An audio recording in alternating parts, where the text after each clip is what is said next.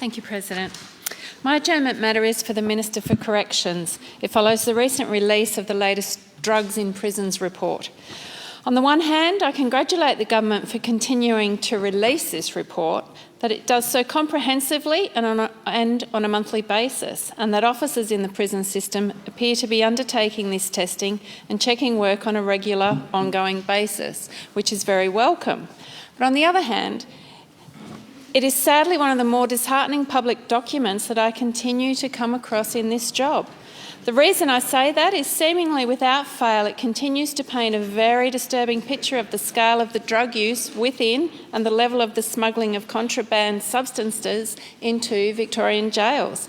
I should clarify here that contraband, the way that the report defines it, includes items like further drugs, alcohol, syringes and needles, and edged weapons.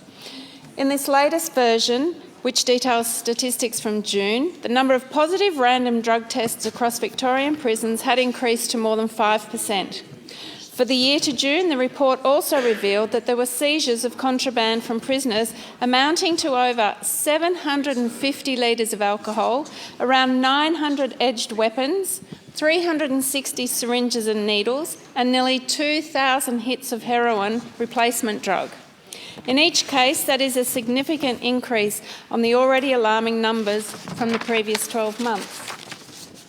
Clearly, these kinds of figures elicit many questions about the effectiveness of any deterrence and punishments being imposed on prisoners found to be using and/or possessing drugs and other contraband. Similarly, they raise many concerns about what sanctions, if any, are being applied to people caught trying to smuggle drugs and/or contraband into the prisons.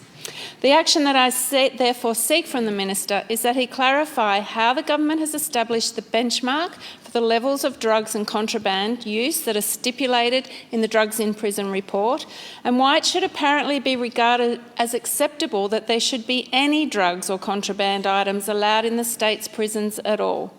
As a part of the response, I would also be grateful if the Minister could clarify what percentage of the tests and checks that are identified in the report are performed on prisoners purely as they enter jail, as opposed to prisoners who are already serving their sentence.